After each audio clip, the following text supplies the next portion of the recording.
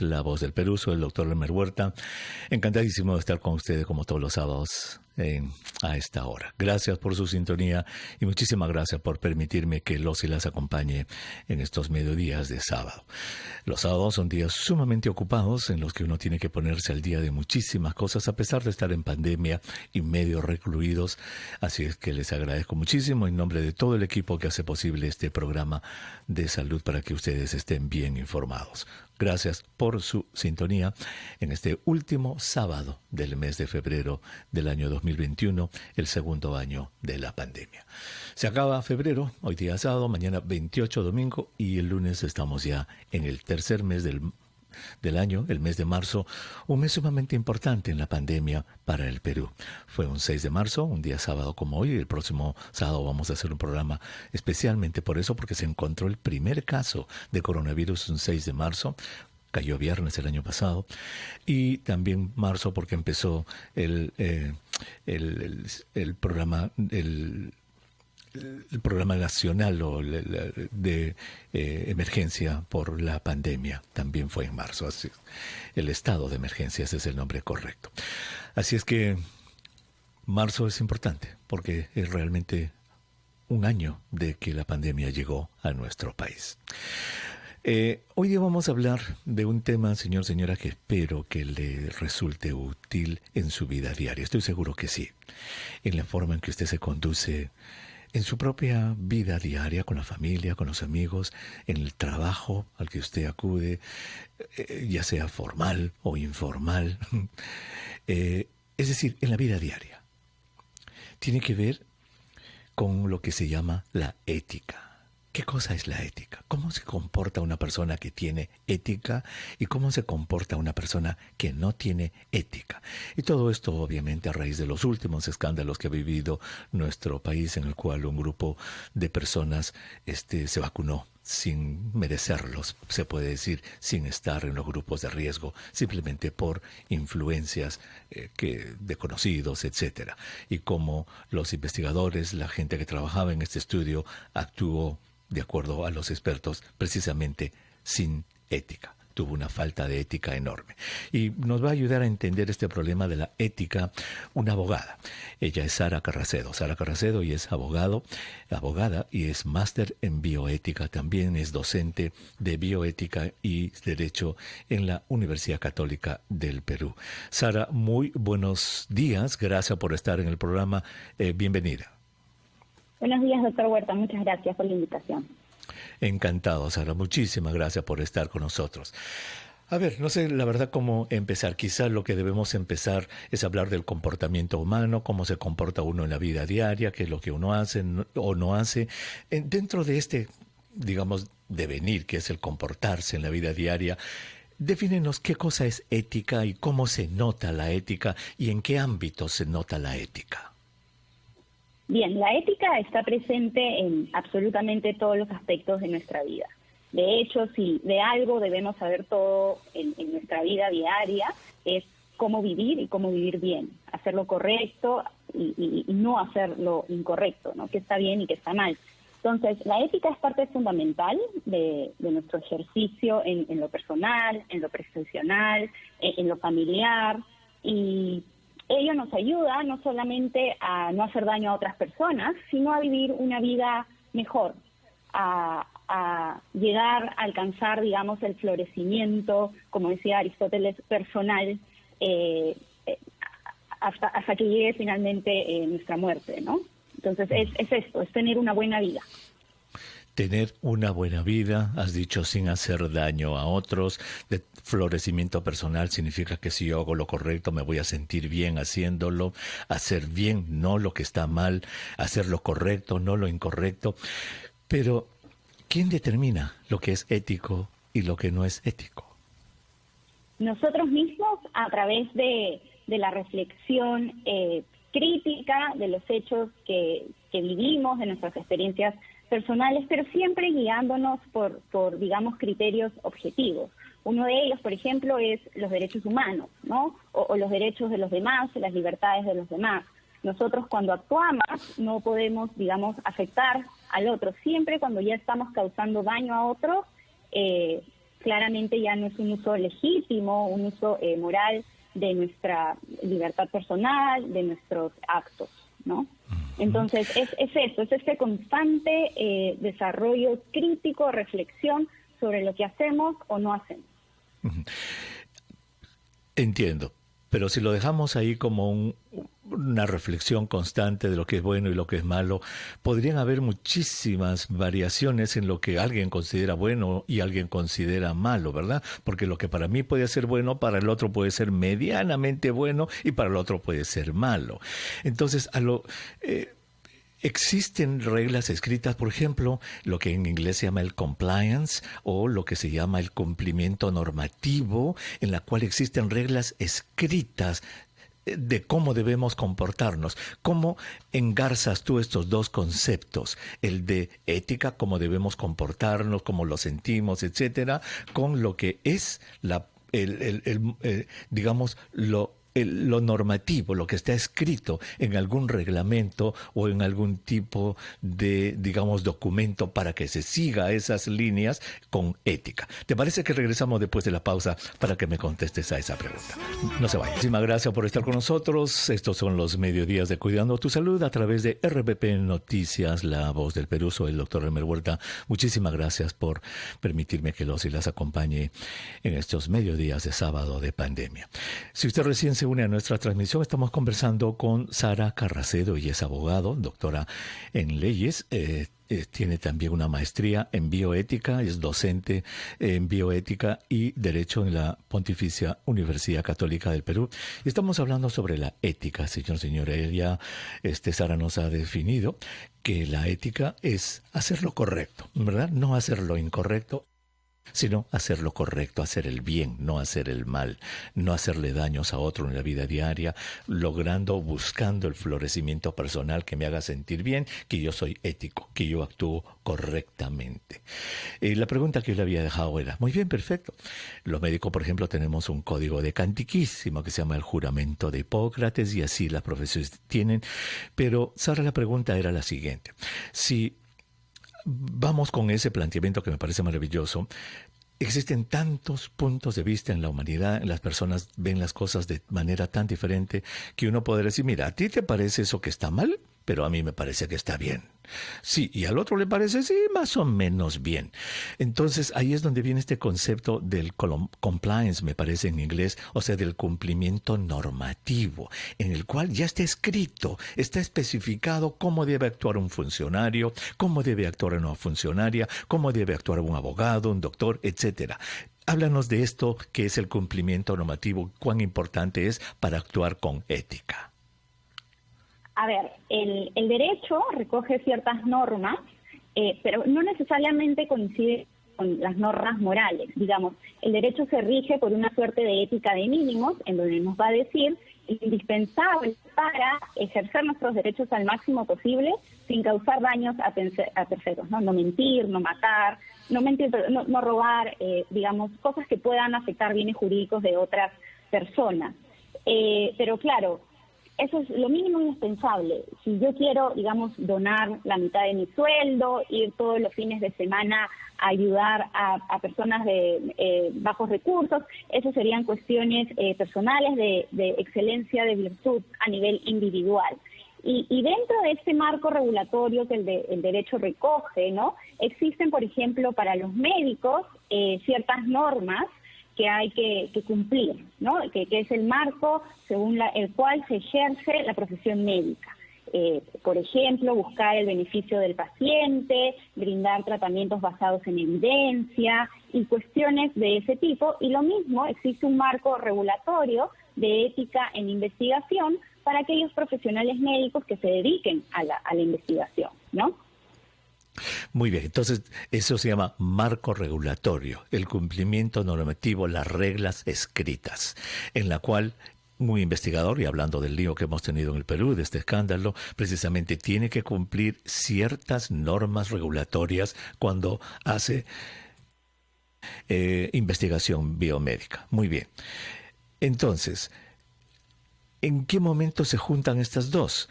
lo que dice el marco regulatorio, lo que está escrito, no debo usarlas, en este caso vacunas, fuera de un contexto de investigación, no debo favorecer a personas, o sea, eso es, ¿me entiende a dónde quiero llegar? ¿Cómo es que lo ético se expresa y se sale de ese marco regulatorio? ¿Cómo es que las dos tienen que trabajar de la mano?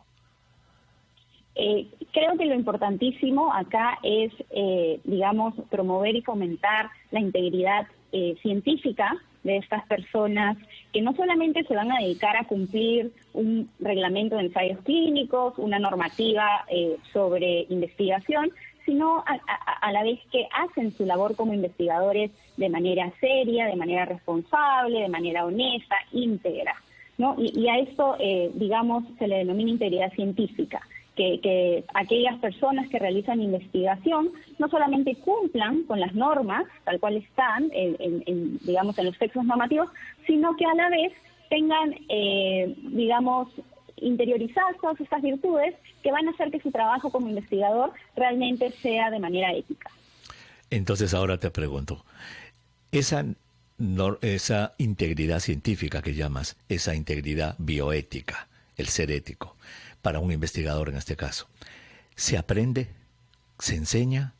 ¿Cómo es que una persona es ética? A ver, yo creo que esto es una cuestión que tiene gran componente personal, ¿no? Conforme las experiencias de la vida y cómo vamos creciendo, pero también tiene un rol fundamental las universidades, los colegios, el sector educativo, los colegios profesionales, que deben insistir, inculcar y promover este tipo de conductas responsables, para el caso de investigación, conductas responsables en investigación. Claro, como mencioné, es algo que finalmente el investigador y uno como persona debe ir interiorizando y seguir ejerciéndolas de manera correcta para que, digamos, sea parte de mi día a día. Pero si yo no tengo esta base de formación mínima para ser un buen investigador, un investigador íntegro, es complicado, digamos, ¿no? Ahora, ¿de dónde obtienes esa base? Por ejemplo, como experiencia personal en la institución en la que yo trabajo acá, todos los años tenemos que llevar un curso de bioética. Tenemos, y casi se repite casi todos los años, pero todos los años lo tienes que llevar y tienes que tomar un examen, ese tipo de cosas. ¿Eso ayuda a fomentar este comportamiento ético? ¿Cómo se debe hacer? Creo que sí ayuda.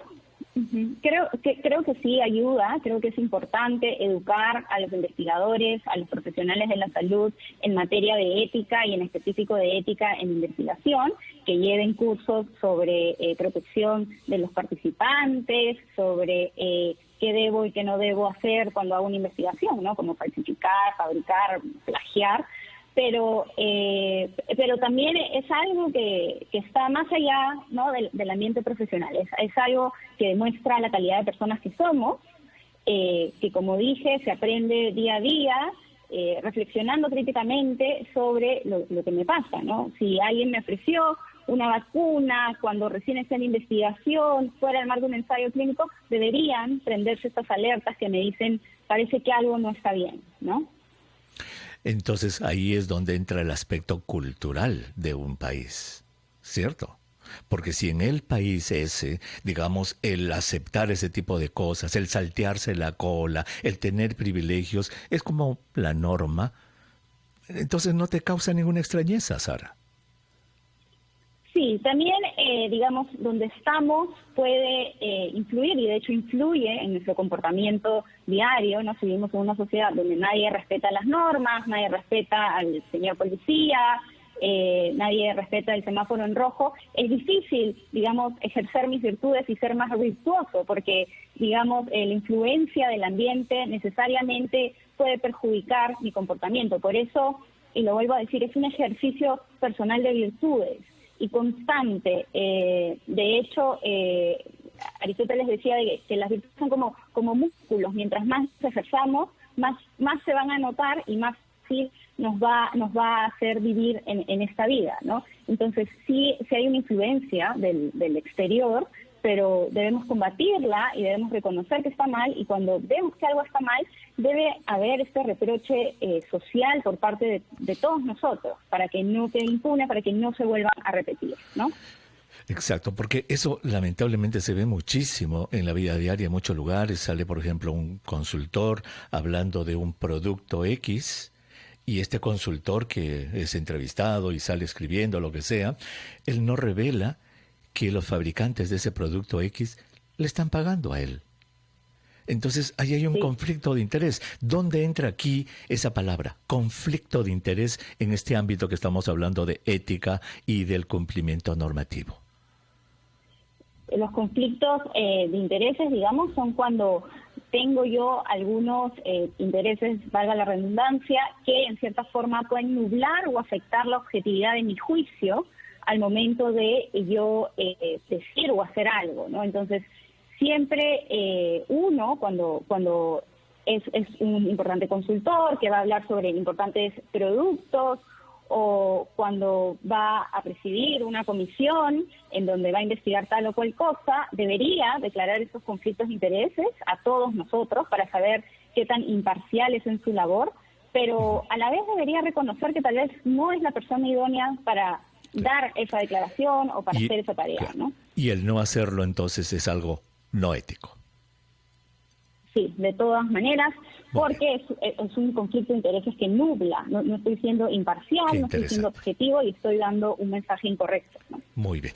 Sara, vamos a hacer una nueva pausa, por favor. Cuando regresemos, quiero que llevemos la conversación a la vida diaria de nuestros oyentes. ¿Cómo podemos inculcar este tipo de valores en nuestros hijos, en nuestros familiares? Regresamos.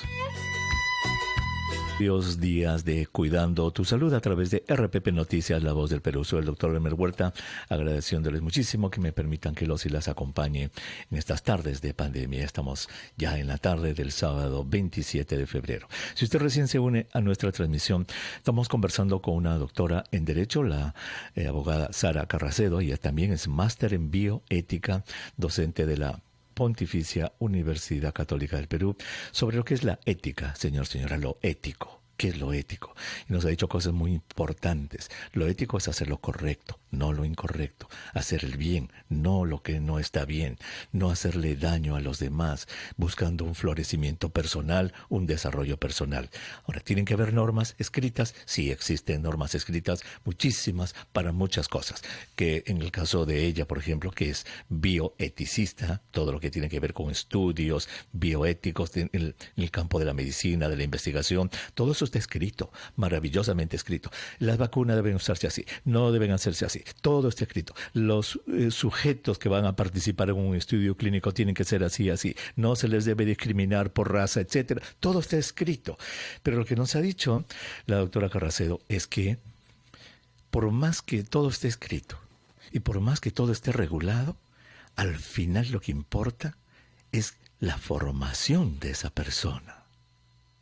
Si esa persona no está bien formada desde su niñez, desde su adolescencia, desde que entró a estudiar su carrera, lo que sea, árbol torcido, pues nadie lo interesa ya. Sara, ¿es así? ¿Es así de que un árbol torcido ya nada lo interesa y de que, pues caramba, por más que esté escrito, yo me voy a torcer porque has dicho que también el medio ambiente puede influir? ¿Cómo es esto?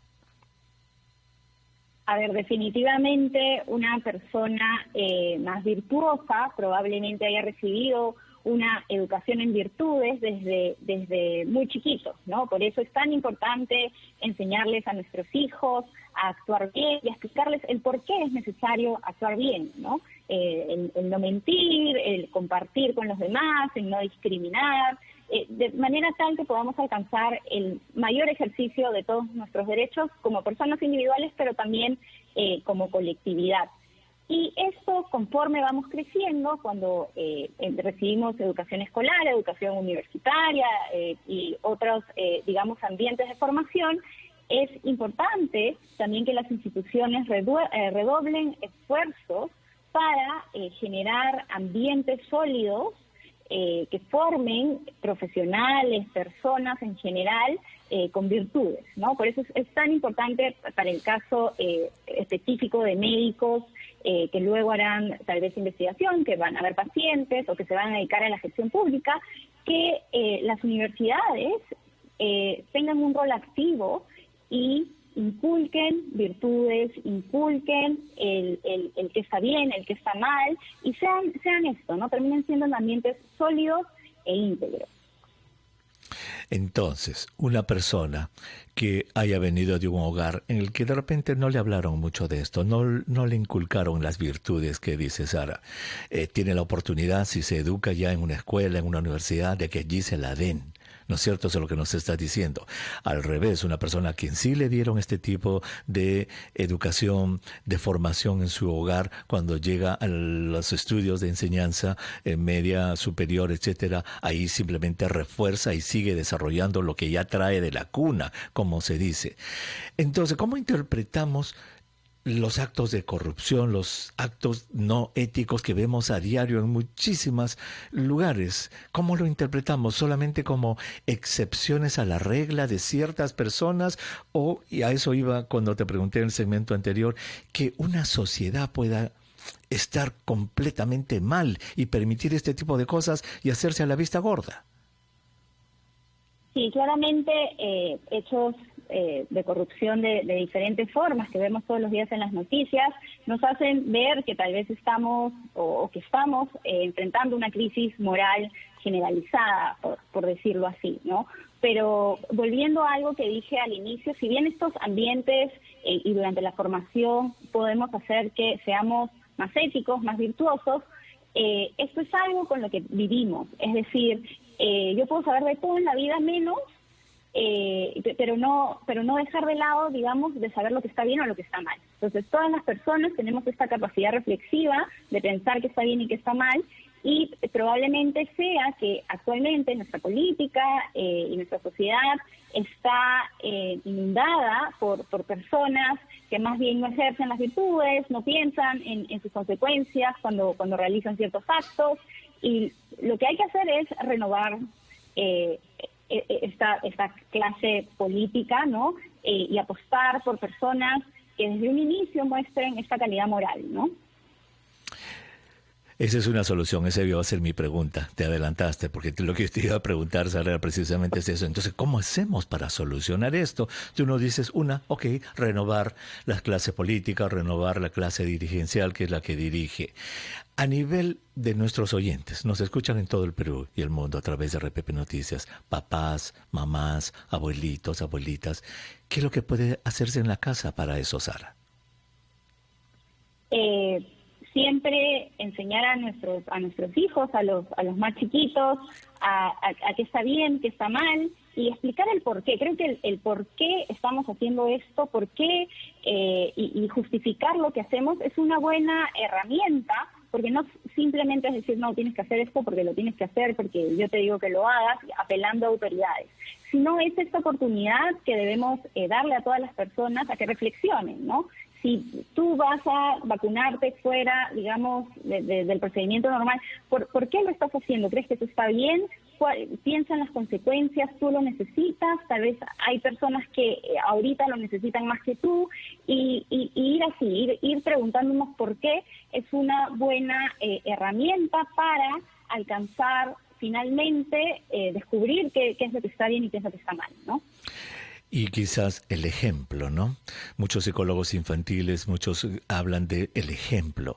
Si un padre, por ejemplo, una madre está manejando su carro tranquilo por una avenida en Lima, y entonces está la luz roja y se pasa y su hijito le dice, papá, te pasaste la luz roja, tranquilo, hay que ser vivo, hijito, hay que ser vivo, a los tontos se los lleva la corriente. ¿Qué le está diciendo ahí al niño? Claro. Sí, el ejemplo es fundamental, sobre todo el ejemplo de nuestros padres y de gente cercana a nosotros y que queremos mucho, ¿no? Con los que compartimos el día a día, es a través de ellas finalmente que los niños aprenden. Entonces, actuar siempre bien y siendo el mejor ejemplo que le podemos dar a nuestros hijos es imprescindible, ¿no? Fabuloso. Sara, muchísimas gracias por ayudarnos a poner estos conceptos en perspectiva y sobre todo en utilidad de la vida de nuestros oyentes, porque eso es lo que queremos en los programas de RPP Noticias, que de estas cosas gaseosas, bioética, que se hablan de estas cosas, queremos que nuestros oyentes obtengan algo que les pueda servir en su vida diaria, y tú nos has ayudado muchísimo para eso. Muchas gracias, Sara. Gracias por la invitación, doctor Huerta. Hasta luego. Muchas gracias. Sara Carracedo, y es doctora en Derecho, abogada, máster en Bioética, docente de Bioética y Derecho en la Pontificia Universidad Católica del Perú. Entonces ya sabe, señor, señora, mire, todo podrá estar escrito, las leyes están allí, todo está escrito, así uno debe comportarse, así uno no debe comportarse. Pero si desde la base los niños, los jóvenes, no están creciendo con lo que es la virtud, en saber lo que está bien, lo que está mal, pues estamos condenados a tener más de esto en el futuro. Cuando una persona sale en medio diciendo, este producto buenísimo, buenísimo, buenísimo, y no está diciendo que le están pagando por eso. Conflicto de interés, como lo dijo la doctora. Pero fíjese la importancia de la casa, del ejemplo suyo, señor, señora, para con sus hijos. El ejemplo. No se vayan, regresamos.